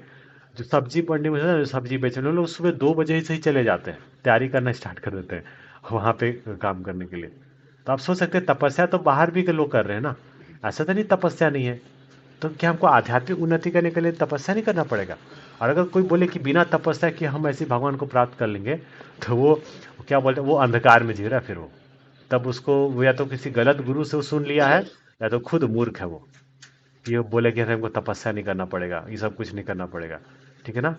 और अब अगर मैं चाहूँ तो आप लोग को भी मैं कुछ मीठा मीठा बात बोल के आपको मैं अपने में कब्जे में कर सकता हूँ कि नहीं इतना करने का जरूरत है, आप खाली डोनेशन दीजिए काम हो गया। ऐसा नहीं, मैं सच बात बताऊंगा कि जो प्रभुपाद हमें बता रहे हैं, जो शास्त्र में लिखा हुआ, ये मेरा कर्तव्य है। ठीक है ना? तो हमें तपस्या करना पड़ेगा। भागवत में जगह आता है तपो दिव्यम, हमें दिव्य चीज को प्राप्त करने के लिए तपस्या करो। ब्रह्मा जी ने भी तपस्या किया सबसे पहले। उन्होंने भी जब जो है ना, जब इस ब्रह्मांड की जब सृष्टि किए, तो सृष्टि करने से पहले ना उन्होंने तपस्या किया। तपस्या करके उन्होंने पहले दिव्य ज्ञान प्राप्त किया भगवान से। और भगवान ने उनके हृदय में जो है ना वेदों का ज्ञान दिया था। और फिर वहां से फिर उनको पता चला सृष्टि करना, ये सब चीज़ करना है, वरना ब्रह्मा जी भी कुछ नहीं जानते थे। तो उनको जो भगवान नारायण है, अर्थात कौन है, वो कृष्ण ही है। तो वो जो जो कृष्ण है, जो भगवान है, उन्होंने उनको दिव्य ज्ञान दिया तपस्या करने के बाद। तो उसी प्रकार से यदि हमको भगवत गीता सीखना है, तो हमें तपस्या करना पड़ेगा। हम ऐसे नहीं सीख सकते। ये कोई मटेरियल नॉलेज नहीं है। कोई मटेरियल नॉलेज के लिए भी देखेंगे कोई तपस्या नहीं करता है, बहुत कम ही लोग सीखता है। तो लोगों ने भगवत गीता की शिक्षा को ना, कि जैसे स्कूल में पढ़ाई होता है ना, वैसा बना लिया है। मगर ये ऐसा ज्ञान नहीं है। इसके लिए मतलब कि बहुत ये करना पड़ता है। फिर लोग सोचे रहे हाँ मेरा तो ठीक है, ये सब कुछ आ गया, तो जैसे मतलब लिटरली मटेरियल समझ के रखे हैं। भगवत गीता को भी लोगों ने मटेरियल नॉलेज मान के रखा है, क्योंकि मटेरियल वर्ल्ड में रह रहे हैं तो हर चीज को मटेरियल देखते हैं। मगर ये सही, ये एक्चुअल नहीं है। प्रभुपाद क्या बता रहे हैं, ये दिव्य ज्ञान है, आध्यात्मिक ज्ञान है ये। और आध्यात्मिक ज्ञान प्राप्त करने के लिए हमें मेहनत अलग अलग टाइप का हमको करना पड़ता है, तपस्या करना पड़ता है। वरना ऐसा कैसे हो जाता है कि बहुत लोग होते हैं ना, जैसे आप स्कूलों में भी देखेंगे ना, बहुत लोग होते हैं जो ज़्यादा इतना इतना मेहनत भी नहीं करते। ठीक है ना? वो खाली ऐसे बुक पढ़ लेंगे, किताब पढ़ लेंगे, सब कुछ ज्ञान और टॉप भी पा लेते हैं। अब बहुत लोग इतना लगे रहते हैं घिसरे घिसरे, अब फिर भी लोग का ना पास मार्क्स आना मुश्किल होता है। ठीक है ना? ऐसा कैसे हो जाता है, कैसे उनको मिल जाता है? तो हमें क्वेश्चन करना चाहिए ऐसा क्यों होता है। तो अगर हमको आध्यात्मिक ज्ञान प्राप्त करना है ना, तो हमको क्या करना पड़ेगा, वो भी एक तरीका है आध्यात्मिक ज्ञान लेने का, जो कि है, यह बता रहे हैं कि आध्यात्मिक अनुशासन का पालन किया जाए। जो हमारे स्पिरिचुअलिटी में हम फॉलो करने के लिए हमको कुछ स्पिरिचुअल रूल्स एंड रेगुलेशंस है। जैसे 4 रूल्स रेगुलेशन जो श्रीला प्रभुपाद हम सबको बताए हैं, वो क्या है कि नो इंटॉक्सिकेशन, कि हम जो है ना कुछ भी प्रकार का नशा ना करें। ठीक है? हमको शराब हो गई, इवन चाय तक का भी हमको नहीं ये लेना चाहिए। फिर आता है कि हमको नॉनवेज मीट ईटिंग नहीं करना चाहिए। हमको जो है जुआ नहीं खेलना चाहिए। हमको जो है ना गलत स्त्री का संग नहीं करना चाहिए। अपनी पत्नी को छोड़ के सभी को माता के समान देखना चाहिए। तो ये 4 नियम बताए गए हैं, ये तो पालन करना होगा। उसी प्रकार से फिर क्या होता है, हमको भगवान का नाम लेना चाहिए थोड़ा। ठीक है ना? जितना हम ले पा रहे हैं, हालांकि वैसे तो बताया गया 16 माला लेना चाहिए, मगर सब कोई भी इतना नहीं कर पाएंगे। तो क्या होता है, हमें कुछ तो एटलीस्ट नाम लेना चाहिए, भगवान का नाम लेना चाहिए। हमें डेली जो है ना सुबह जल्दी उठना चाहिए। ये तो बहुत मिनिमम बता रहा हूँ, और भी है जैसे तो, मगर वो भी मैं ज़्यादा यहाँ पे नहीं बताऊंगा। तो यहाँ पे क्या कि ऐसे अनुशासन है जो हमें पालन करने पड़ते हैं आध्यात्मिक उन्नति के लिए। फिर हम जो खाते हुए हमें भगवान को भोग लगा के खाना चाहिए, गुरु के निर्देशन में करके। तो ये सब चीज़ें करना होता है, तभी लोग सीख पाएंगे। वरना हम बोले नहीं नहीं हम क्या है, हम तो ऐसे किसी भी अपना गुरु से हम बना लिए, और हम उससे ऐसे पढ़ रहे हैं जैसे कि मटेरियल वर्ल्ड में हम जैसे पढ़ाई करते हैं ना, कि वहाँ पे हम पूरा नोट्स बनाते हैं, पूरे सब करते हैं। इतना सब करने का जरूरत नहीं है वास्तव में। ठीक है ना? बनाना चाहिए सब चीज़, ऐसा नहीं करना चाहिए, लेकिन मटेरियली हम इसको नहीं समझ पाएंगे। तपस्या करना पड़ेगा। अगर मैं अभी तपस्या की मैं बात करूं, तो मैं जो शास्त्र बता रही तपस्या, वो ये तपस्या है कि हम लोग को ना बिना प्याज मतलब सॉरी बिना इवन कम मिर्च के साथ सात्विक आहार हमको लेना चाहिए। और सात्विक आहार लेके एकदम उसको इवन कभी कभी एकादशी जब होता है, उसमें भी कुछ लोग तो निर्जला भी एकादशी करते हैं, फल आहार केवल करते हैं, केवल फ्रूट्स पे रहेंगे और कुछ नहीं। अब प्राय लोगों का एकदम पूरा ये हो जा रही है, हम कैसे ऐसा कर सकते हैं, बिना खाए तो रहा ही नहीं जाएगा। दिन में 2 बार खाना चाहिए, कई प्रकार की चीज़ें हैं। तो वो सब चीज़ें हम जब करते हैं ना, तब हमारा जो चेतना शुद्ध होता है, सतोगुण में व्यक्ति आता है, ठीक है ना। तो अगर अगर कोई तपस्या नहीं करेगा, इवन हम योगा में भी देखें ना, योग में भी आप लोग देखें कितना तपस्या करना पड़ता है। अच्छा, योग छोड़िए, जिम में अगर कोई जिम भी करता है ना, तो उसको कई प्रकार के डाइटिंग करने पड़ते हैं। जिम जो हमारा केवल शरीर, जो भौतिक शरीर जो लिटरली खत्म हो जाएगा एक दिन, जो उसके लिए, उसको अच्छा बनाने के लिए लोग कितना मेहनत कर रहे हैं, तपस्या कर रहे हैं। लेकिन तो क्या भगवत गीता सीखने के लिए तपस्या नहीं करना पड़ेगा, है कि नहीं। तो भगवत गीता भी सीखने के लिए हमें तपस्या करना पड़ता है। ये कोई मतलब कोई कोई फालतू का कोई मतलब कोई सस्ती चीज़ नहीं है। लोगों ने भगवत गीता को काफ़ी चीप ले लिया है। गीता को इतना चीप ले लिया है लोगों ने कि इसको मतलब हमको, मेरे को तो कभी कभी देख के मेरे को कभी बहुत बुरा लगता है। मैं सोचता अगर आज प्रभुपाद होते ना, तो इनको तो बहुत डंडे से मारते। ये लोग ऐसे दुष्टता करके रखे हैं। तो भगवत गीता को लोगों ने बहुत चीपली ले लिया, बहुत चीपली। अपना मटेरियल वर्ल्ड को भी इतना चीप नहीं ले लिया जितना उन्होंने भगवत गीता को ले लिया। तो ये कोई रास्ते में आएगा चलते हुए कोई ज्ञान नहीं है, ये दिव्य ज्ञान है। ये वो ज्ञान है जो हमारा पूरा जीवन बदल देगा। और इसको इसको हम ऐसे ही नहीं कर सकते, उसके लिए हमें मेहनत करना पड़ेगा। लोग कॉम्पिटेटिव एग्जाम का तैयारी करने के लिए भी तो बहुत मेहनत करते हैं, कितना मेहनत करते हैं। तो ये सब चीज़ जो है ना, करने के लिए हम करना पड़ता है। तो इसीलिए बताया जा रहा है कि हमें आध्यात्मिक ज्ञान लेने के लिए भी आध्यात्मिक पूर्णता प्राप्त करना संभव नहीं है। और हमको स्पिरिचुअलिटी भी अगर हमको एलिवेट करना है, तो then we have to go for penance, अर्थात तपस्या। जैसे कभी कभी क्या होता है ना, मैं एक चीज़ लास्ट में इसमें बतला हूँ कि कुछ लोग क्या करते हैं ना, हमारे आचार्यों का जो बहुत गुह्य जो मतलब कि ऐसे भजन होता है ना, जिसमें राधा कृष्ण के साथ एकदम पूरा डायरेक्टली मतलब वो ज्ञानता है, तो उन सब भजनों को ज़्यादा गाते हैं, ठीक है ना। और जो बेसिक जो तपस्या है वो नहीं करते।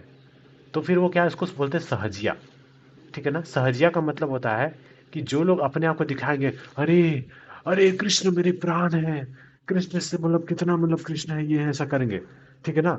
और लेकिन कभी भी कृष्ण का बात नहीं सुनते। तो ये लोग ढोंगी जैसा है।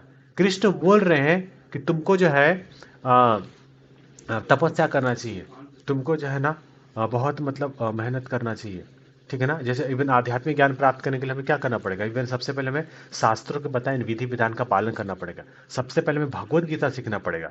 ऐसे दिखाई दे रहे हैं कृष्ण से एकदम पूरा राधा रानी को बोल रहे, राधा रानी जैसे लगता है कि राधा रानी उसी की है, ऐसा वो बोलेंगे राधा रानी का नाम, ठीक है ना। डायरेक्ट राधे छोटे में ज़्यादा डिटेल में मैं नहीं जाऊँगा, ठीक है ना।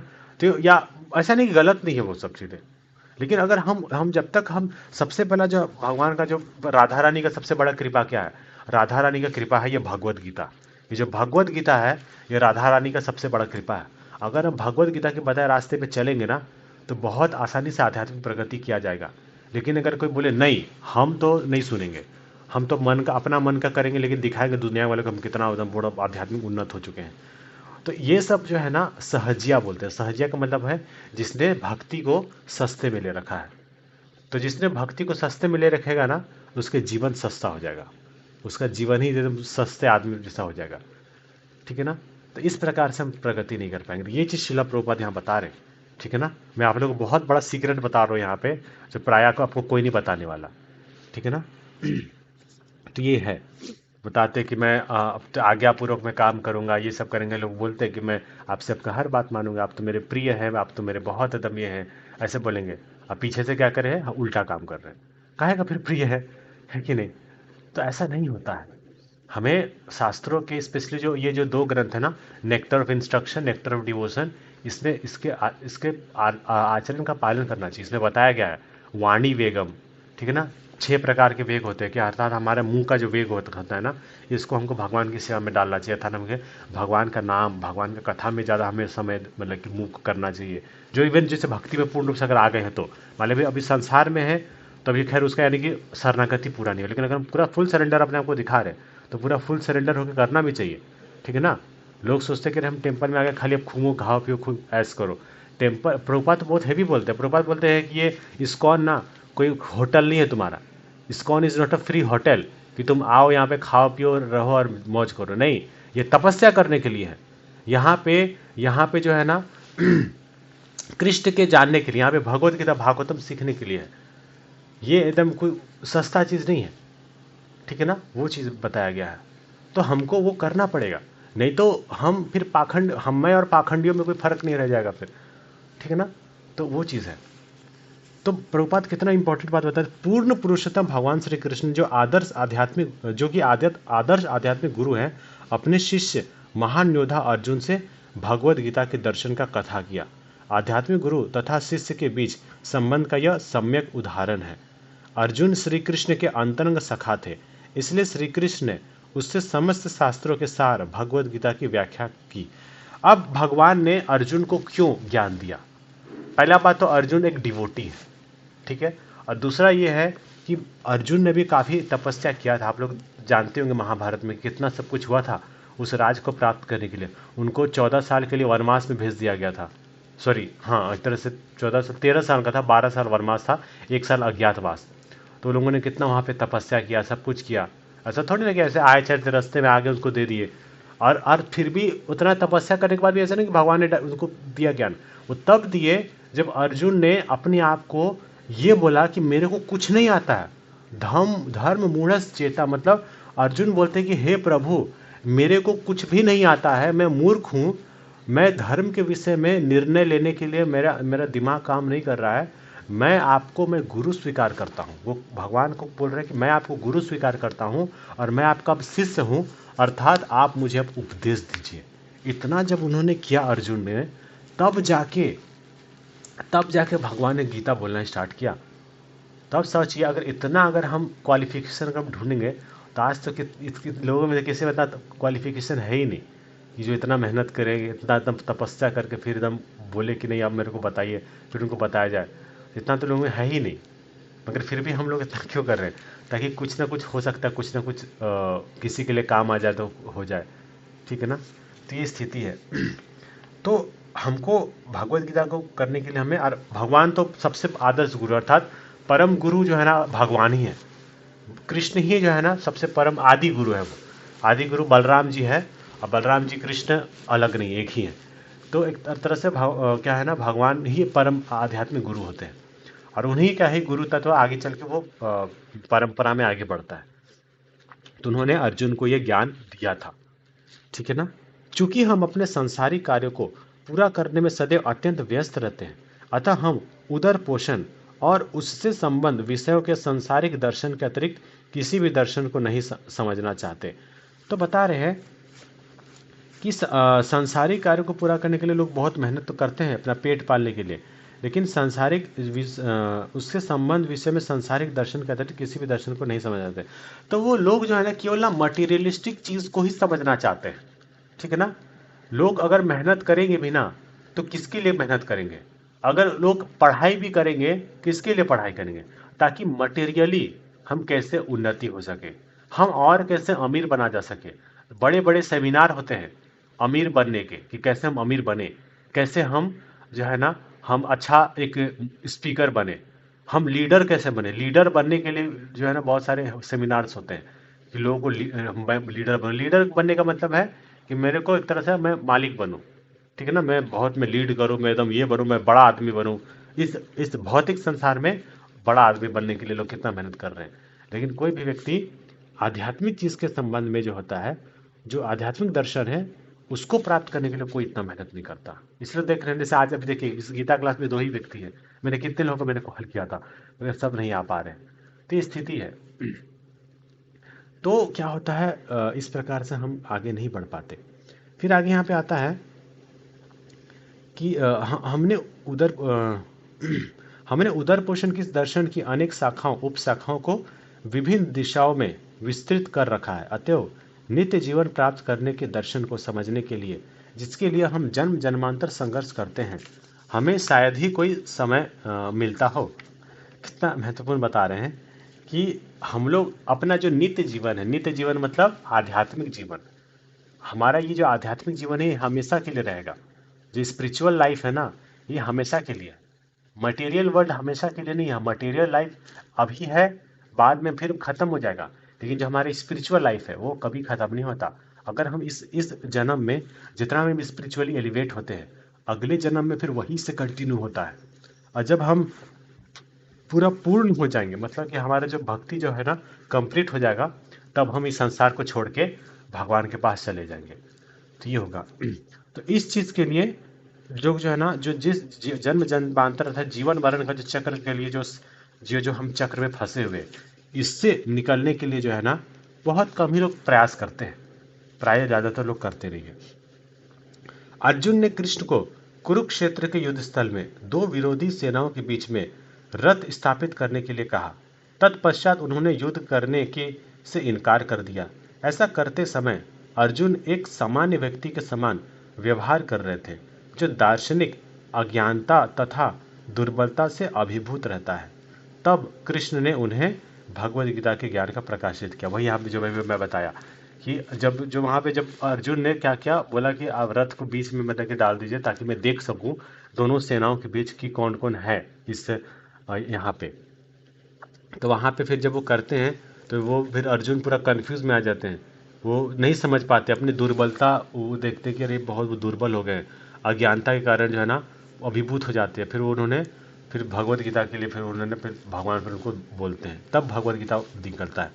इस तरह युगों युगों से पूर्ण पुरुषोत्तम भगवान तथा उनके प्रिय विश्वस्त भक्त जन संसार के लोगों का अज्ञान अंधकार दूर करके अपनी असीम दया प्रदान करते हैं। तो इस प्रकार से क्या होता है कि यही जो भगवत गीता का जो नॉलेज है जो भगवान ने दिया था उस वक्त अर्जुन को, उसी नॉलेज को जो डिवोटीज होते हैं पूरे संसार में घूम घूम के जगह जगह जाके इस अज्ञान के जो अंधकार में जो लोग पीड़ित है उसको अपनी असीम कृपा करके दया करके उनको प्रदान करते हैं। ये होते हैं भगवान के भक्त, भगवान के जो वास्तविक जो डिवोटी है उनका वो ये कार्य करते हैं। तो हम अगर देखेंगे सच्चा साधु कौन है, सच्चा साधु एक्चुअली वो व्यक्ति है जो भगवद गीता का प्रचार कर रहा है। भगवद गीता का भी कौन सा सच्चा प्रचार कर रहा है, जो खुद भी भगवद गीता में बताए रास्तों पे जो स्वयं भी चलता है और दूसरों को सिखाता है, और बिना किसी स्वार्थ के। ऐसा नहीं कि अगर मैं इसका प्रचार कर रहा हूँ तो बदले में मेरे को कुछ मिलेगा, बदले मेरे को कुछ सैलरी मिलेगा, बदले मेरे को कुछ ना कुछ मतलब मिलेगा इसलिए मैं करूँगा, तो फिर वो प्रेम से प्रचार नहीं कर रहा है। प्रेम से प्रचार कौन करता है, जो जिसको भगवान का आदेश होता है, और भगवान का आदेश अनुसार व्यक्ति लोगों को शिक्षा देता है। और वो कौन सा शिक्षा होता है, यही भगवद गीता का ही नॉलेज को देता है। अगर कोई बोले नहीं भगवद गीता के बारे में कुछ नहीं बोलता, भले वो बाहर से दिखाए कि मैं बहुत बड़ा साधु हूँ ये हूँ, लेकिन उसकी वाणी गीता की वाणी से नहीं मिलती, तो वो व्यक्ति गुरु नहीं है। ठीक है ना, वो फिर उस भक्त की बात नहीं हो रही यहाँ पे, कृष्ण के वो भक्त नहीं है। हाँ कहीं ना कहीं छोटे मोटे लेवल पे हो सकता है, कनिष्ठ अधिकारी के रूप में होंगे भी, मगर भगवान यहाँ पे बता रहे हैं कि ऐसा नहीं है, वो गुरु नहीं हो सकता। तो यदि हमें ऐसा दया प्रदान न करते तो हम कभी भी दिव्य ज्ञान प्राप्त न कर सकते। तो प्रभुपाद अपने बारे में बता रहे कि प्रभुपाद को भी मतलब जो है ना ऐसा ज्ञान उनको दिया गया, तब जो है ना बता रहे कि ऐसे गुरु जो होते हैं ना, ऐसे जो भगवान है और ऐसे जो उनके भक्तगण हैं, ऐसी उनकी कृपा के कारण ही जो है ना वो दिव्य ज्ञान जो है ना हो पा रहा है, वरना तो ये दिव्य ज्ञान लुप्त हो जाएगा। और लुप्त हो ही गया था एक बार, फिर से इसको वापस से जो है ना इसको संसार में लाने का प्रयास किया जा रहा, वरना ये दिव्य ज्ञान लुप्त हो चुका था। फिर क्या होता है, कभी कभी पूर्ण पुरुषोत्तम भगवान स्वयं अवतरित होते हैं और दिव्य ज्ञान की शिक्षा देते हैं। तो क्या करते हैं, कभी कभी भगवान खुद भी आ जाते हैं, भगवान जो है ना अपना मतलब कि एक तरह से धर्म का प्रचार करने के लिए। भगवान गीता में भी बोलते हैं कि जब जब धर्म की हानि होती है तब तब मैं अवतार लेता हूँ और मैं साधुओं का मैं रक्षा करता हूँ, और जो दुष्ट है जो असुर है उनका मैं संहार करता हूँ और धर्म की स्थापना करता हूँ। ये भगवान स्वयं बोलते हैं। तो भगवान ऐसा करते हैं। अन्य अवतारों पर वे इस दयापूर्ण कार्य करने के लिए अपने विश्वस्त सेवकों को नियुक्त करते हैं। सारे मसीहा अर्थात संत जो भगवत धाम के दिव्य संदेश का प्रचार करने पूर्व काल में आ चुके हैं या भविष्य में आएंगे, उन्हें पूर्ण पुरुषोत्तम भगवान के परम विश्व सेवकों के रूप में ही समझना होगा। तो जितने भी लोग जो है ना इस संसार में भगवान का प्रचार किए, ठीक है ना, वो लोग कौन हैं, वो लोग भगवान के ही संदेश वाहक हैं। उन्होंने भगवान का संदेश लोगों को दिया और भगवान का संदेश देके उनको भगवान के पास वापस बुलाने के लिए उनको संदेश दिया गया कि आप लोग आ जाओ, ये संसार अच्छा नहीं है, चलो आप लोग घर चलो, ये हमारा घर नहीं है। ठीक है ना, हम लोग यहाँ पे नहीं, क्यों हम यहाँ पे अपना अपना घर बना कर रह रहे हैं, अपना अपना बड़ा बड़ा बिल्डिंग बना लिए, सब कुछ कर लिए हैं और उसी में रहने के लिए आसक्त हो चुके हैं। ऐसा नहीं कि हमें रहना नहीं चाहिए, मतलब कहने का मतलब कि हम इस संसार में इतना ज्यादा आसक्त हो गए हैं कि हम इसको ही अपना घर मान लिए। ये अविद्या है, जबकि हमारा वास्तविक घर यहाँ नहीं है। भगवत हम भगवान के घर धाम में है, लेकिन हम इस संसार को सब कुछ अपना मान लिए। तो जो भगवान के संदेश वाहक होते हैं, भगवान के जो प्रचारक होते हैं, वो लोगों को भगवान के धाम के विषय में बताते हैं, जो जो क्या करते हैं, लोगों को वापस से भगवान के पास लेके जाया जा सके, इसके विषय में बताते हैं। तो वो है असली असली साधु संत। जैसे यहाँ पे एग्जाम्पल बताते हैं शिला प्रभुपाद, जीसस क्राइस्ट ईश्वर के पुत्र रूप में प्रकट हुए, मोहम्मद साहब ने अपने को ईश्वर का दास कहा, तथा भगवान श्री चैतन्य महाप्रभु ने अपने को ईश्वर के भक्त के रूप में प्रस्तुत किया। तो हमें प्रभुपाद बता रहे हैं कि जैसे जीसस क्राइस्ट आए थे, अब वो अपने आप को भगवान का पुत्र बताए, और इस प्रकार से वो लोगों को सिखाए। फिर जो मोहम्मद है, वो अपने आप को दास बताए कि मैं ईश्वर का मैं दास हूँ। फिर चैतन्य महाप्रभु भी एक जो है, जब ये जो हरे कृष्णा जो पूरा मूवमेंट चल रहा है, इसको सबसे पहला जो है ना चैतन्य महाप्रभु ने ही शुरू किया था। एक्चुअली वो सब भगवान ही है, मगर वो भक्त के का रूप में लेके आते हैं। तो एक्चुअली क्या होता है कि वो चैतन्य महाप्रभु आते हैं, और वो अपने आप को भक्त के रूप में घोषित किया कि मैं तो भक्त हूँ। वो ये नहीं पता है कि मैं ही भगवान हूँ। हालांकि बस जो भी हो, तो वो इस प्रकार से नहीं किए, और वो क्या किए, भक्त के रूप में आके वो लोगों को पूरे संसार में मैसेज बताए। किंतु इस इनकी पहचान चाहे जो भी रही हो, ये सारे मसीहा एक विषय पर एक मत है कि इस मर्त्यलोक में स्थायी शांति और संपदा नहीं हो सकती। तो जितने भी भगवान के जितने भी जो पार्षद होते हैं ना, वो एक बात हमेशा कॉमन होगा सब में। वो क्या बोलेंगे कि ये जो जगह, इसको मर्त्यलोक मतलब ये जो इसमें जो लोग मरते हैं, ये मरने वाला स्थान में ये हमारे हमको हमारे लिए जो है ना नहीं है। हमें मर्त्यलोक में हमको कभी शांति नहीं मिलने वाली, ये दुनिया में हमको कभी शांति नहीं मिलेगी। लेकिन ढोंगी लोग क्या करते हैं, how to be live peacefully, कैसे हम इसी संसार में हम शांति से रहे, इसका लोग मोटिवेशनल स्पीच देते हैं, इसके इस पर लोग बुक लिख के आज प्रचार कर रहे हैं। लेकिन जो असली साधु होते हैं, वो लोगों को बताते हैं कि अरे इस संसार में शांति है ही नहीं, है ही नहीं, तुम ढूंढ क्या रहे हो, इसमें सुख है ही नहीं, ढूंढ क्या रहे हो। ठीक है ना, वो बताते हैं इसमें संपन्नता आ ही नहीं सकती। हम लाइफ में कैसे सक्सेसफुल हो मटेरियली, हम हो ही नहीं सकते। जो वास्तविक जो होते हैं वो बताते हैं नहीं हो सकते हम। अब बोले अरे नहीं तो प्रयास करके देख लो, आपको लगता है मैं झूठ बोल रहा हूँ, करो प्रयास। कितने लोग प्रयास कर रहे हैं, कितने लोग सक्सेसफुल हो पाए, कितने लोग जो सच में लाइफ में सक्सेस हो रहे हैं, सब तो फेल ही हो रहे हैं। और जो लगता है कि वो पास हो गए, वो केवल वो भी एक भ्रम है कि उसको लगता है कि वो पास हो, कुछ पास नहीं हुए, कुछ भी हमारा नहीं है संसार में। तो वो सब एक तरह से हट जाते हैं, वे सभी एक मत है। और जहाँ पर शांति तथा संपदा अपने वास्तविक स्वरूप में विद्यमान है, तो वो जो है ना लोगों को वास्तविकता के बारे में बताते हैं कि कैसे हम वास्तविक में शांति और संपदा प्राप्त कर सकते हैं, वो बताते हैं। हमें उस भगवत धाम में जाने की अपनी शाश्वत शांति और संपदा की खोज करनी होगी, जो इस मर्त लोक से परे है। तो बताते हैं हमें उस भौतिक जो जगत है, हम जो वो जो भौतिक जो जगत है ना, सॉरी ये जो भौतिक जगत है, इससे निकल के हम भगवान के धाम हम कैसे वापस जाए, और शाश्वत शांति और शाश्वत संपदा की हम खोज करें, जो इस जन्म मृत्यु के चक्र में फंसे हुए जो ये जो दुनिया है, इससे वो परे है। और भगवान जो है ना वो वहाँ पे हमें ले जाने के लिए हमको बुला रहे एक प्रकार से। तो भगवान बुद्ध, शंकराचार्य जैसे मसीहों तथा सुधारकों ने तक ने भी, जिन्होंने पूर्ण पुरुष भगवान को स्वीकार नहीं किया, कभी इसका उपदेश नहीं दिया कि इस भौतिक जगत में शाश्वत शांति और संपदा प्राप्त करने की कोई संभावना है।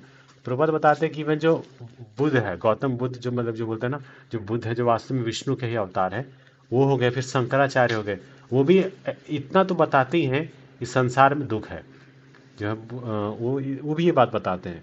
और यहाँ पे कभी भी हमेशा से हम शांति में रह के सुखी से नहीं रह जी सकते, यहाँ केवल कष्ट ही आएगी। तो ठीक है, हम लोग ने इसको विराम देते हैं। तो बहुत अच्छा, आप लोग इतना सुन रहे हैं, बहुत अच्छा लगा। ठीक है ना, आप लोग को समझ में आया? आई होप आप लोग को समझ में आया होगा। हाँ ठीक है, तो यही चीज़ें यहाँ पे टाइम से 1 घंटा हो गया है। ठीक है ना, तो आप लोग इसी प्रकार से आप लोग ना सुनिए। और ना रात को भी ना 8:30 बजे ना होता है क्लास, तो आप लोग ना उसमें भी आ सकते हैं। ठीक है ना, वो जैसे प्रभु जी बोल रहे थे, वो शिव शंकर प्रभु, कि कोई मतलब डेली मतलब अगर कोई इसमें सब लोग आते हो ऐसा कोई क्लास है क्या, तो वो उस रात को 8:30 बजे होता है, उसमें ज़्यादा ज़्यादा लोग थोड़े आते हैं। तो उसमें आप ज्वाइन हो सकते हैं। मैं आपको भी मैसेज, आप बोलेंगे तो मैं आपको भी मैसेज भेज दूंगा, तो उसमें आप ज्वाइन होकर आप सीख सकते हैं और सुन सकते हैं, ठीक है ना। तो वो सब बहुत इंपॉर्टेंट है। इस प्रकार से है। तो आप लोग का कोई प्रश्न या कोई कमेंट है कि आप कुछ बोलना चाहेंगे या कुछ क्वेश्चन है आपको? ठीक है, बहुत अच्छी बात है, ठीक है ना। तो ये जो मैं बताया ना, ये शिला प्रभुपाद की एक बुक है कर्मयोग, या फिर ये मैसेज ऑफ गॉडहेड करके, ये छोटी बुक से मैं बताया। हाँ बोलिए बोलिए।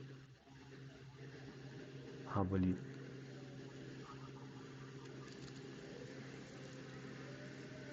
हम्म।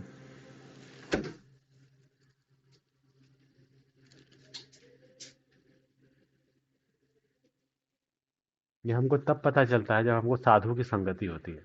जब भक्तों का संगति में हम जब आते हैं ना, तब पता चलता है संसार दुखों से भरा पड़ा है। तो ना पहले जो है ना सबको पता चलता है हम तो बहुत सुखी हैं, हम तो बहुत आनंद में हैं, सब मजा में तो चल रहा है। लेकिन लेकिन वो कष्ट में होता है व्यक्ति, वो लेकिन समझ नहीं पाता इस बात को। लेकिन कष्ट होता है और इसको भी समझता है कि हाँ कष्ट है, लेकिन इससे निकले कैसे वो भी नहीं पता चल पाता।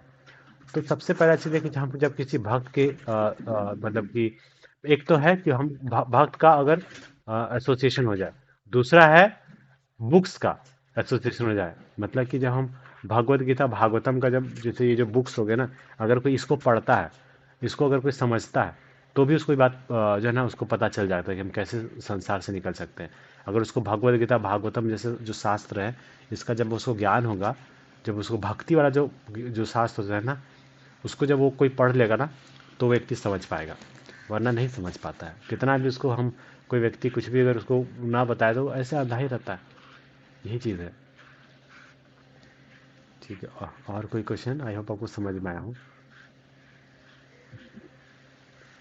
ठीक है। ठीक है, फिर हम लोग फिर विराम देते हैं फिर इसको। तो अच्छी बात है, आप लोग ना इसी प्रकार से आइए करिए, ठीक है ना। या आप लोग इसी प्रकार से अपने डेली संडे मतलब कि आएंगे ना? संडे, हाँ डेली ऐसे रात को 8:30 बजे आ सकते हैं क्या डेली? काम रहता है ना, ठीक है कोई बात नहीं। ठीक है ठीक है, हाँ ठीक है। हाँ, मैं भी एक्चुअली और लोग को जोड़ना, एक्चुअली मेरे पास समय नहीं हो पा रहा है, तो मेरे को कॉल भी करना बहुत लोग को, वो सब करूँगा मैं। तो धीरे धीरे और भी लोग को मैं प्रयास करूँ जोड़ने का, और करना ये बहुत ज़रूरी है भगवत गीता का। तो आप लोग को आई होप ना समझ में आया होगा। हाँ, आप लोग भी करिए ताकि ये चीज़ को फैले। तो क्या होता है ना, ये जो भगवत गीता है ना, जब तक हम इसके बारे में नहीं समझेंगे ना, तब तक जो है ना हम भगवत गीता को समझ ही नहीं सकता कोई व्यक्ति। वरना लोग ना गीता को सच में जैसे चीप लेके रखे हैं, और लोग सोचते हम ऐसे सीख जाएंगे, नहीं। ये जो मैंने आपको बताया बहुत गुह्य रहस्य है, जो कोई आपको ऐसे पब्लिकली कोई जल्दी बताएगा नहीं आपको, ठीक है ना। बहुत सीक्रेट नॉलेज है जो मैं आप लोग को मैं बता रहा हूँ। तो आप लोग जब इस सबको जानेंगे तो आप लोग भी फिर आगे चल के आप लोग हो सकता है प्रीचिंग करें, तो ठीक है ना। अच्छी बात है। तो हम लोग वरना महामंत्र बोलते हैं, हरे कृष्ण महामंत्र, और फिर हम लोग एंड करते हैं, ठीक है ना। हम लोग कितना 5 बार बोलते हैं हरे कृष्ण महामंत्र ना। जय श्री कृष्ण चैतन्य प्रभु नित्यानंद श्री अद्वैत गदाधर श्रीवासादि गौर भक्त वृंद। अच्छा, आप लोग चैंटिंग, आपके पास माला है क्या, ऐसा वाला माला चैंटिंग वाला है ना? तो एक माला हम लोग जप करें क्या? या समय है अभी आपके पास? सॉरी आवाज़ नहीं आता कोई। ठीक है, अगर समय नहीं है चैंटिंग करने कोई दिक्कत नहीं, ठीक है। हम लोग ना फिर नाम ले लेते हैं, ठीक है ना। भगवान का नाम ले लेते हैं 5 बार। हरे कृष्णा कृष्णा कृष्णा हरे हरे, हरे राम राम राम हरे हरे, हरे कृष्णा कृष्णा कृष्णा हरे हरे, हरे राम राम राम हरे हरे, हरे कृष्णा कृष्णा कृष्णा हरे हरे, हरे राम राम राम हरे हरे, हरे कृष्णा कृष्णा कृष्णा हरे हरे, हरे राम राम राम हरे हरे, हरे कृष्णा कृष्णा कृष्णा हरे हरे, हरे राम राम राम हरे हरे। हरे कृष्णा। ठीक है ना। धन्यवाद आप सभी का।